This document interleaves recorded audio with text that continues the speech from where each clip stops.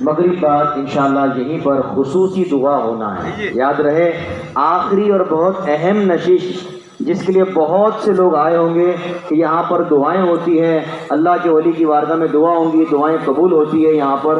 تو آخری نشست بہت اہم ہماری باقی ہے، ابھی جانا نہیں ہے. مغرب کی نماز کے فوراً بعد انشاءاللہ یہاں پر ذکر اور دعا کا سلسلہ رہے گا. مغرب کے فوراً بعد یہاں پر تشریف لائیں، انشاءاللہ ذکر و دعا کا سلسلہ رہے گا. صلو علی الحبیب. ملا کرتا ہے، یہ اللہ والے ہیں، یہ اللہ والے ہیں جو اللہ سے ملا دیتے ہیں. ان اللہ والوں سے لو لگائیں، ان اللہ والوں سے اپنی نسبت کو قائم کریں. وہ اصحاب کہف کا کتا جس کتے نے اپنی نسبت اللہ کے ولیوں سے قائم کر لی تھی، آقا فرماتے ہیں اس کتے کو اللہ پاک جنت میں داخلہ عطا فرمائے گا.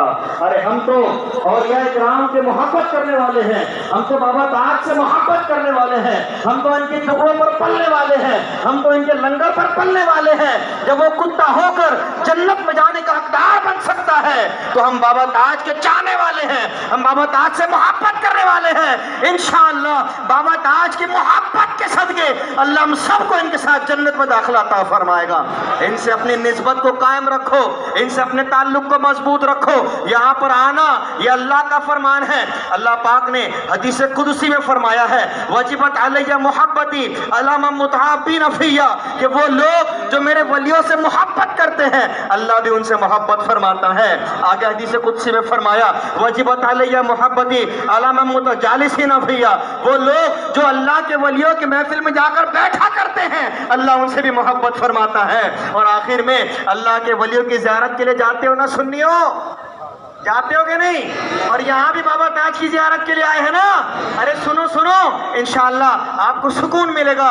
حدیث قدسی ہے، الفاظ اللہ تعالیٰ کے ہیں، زبان مصطفیٰ کریم علیہ السلام کی ہے. ارشاد ہوا واجبت علیہ محبتی علام متزاورین فیہ، ارے وہ لوگ جو میرے ولیوں کی زیارت کے لیے جاتے ہیں اللہ فرماتا ہے واجبت علیہ محبتی، میں ان سے ضرور محبت کرتا ہوں.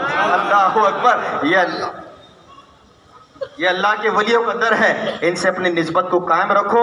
اللہ تبارک و تعالی ہماری نسبت کو سلامت رکھے اور اس نسبت کے صدقے اللہ پاک ہمیں جنت میں داخلہ عطا فرمائے. صلو علی الحبیب.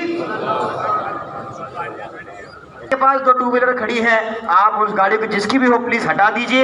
اور مغرب کی نماز کا وقت قریب ہے، اذانیں ہونے میں ہے. آپ سے ریکویسٹ ہے کہ پلیز مسجد کی مغرب کی نماز کی تیاریاں کیجئے، تیاری میں مشغول ہو جائیے. جن کا وضو نہیں ہے وضو سے فارغ ہو جائیے اور مسجد کی اگلی صفوں کو حاصل کرنے کی کوشش کیجئے. پہلی صف تو لگ بھگ پیک ہو چکی ہے.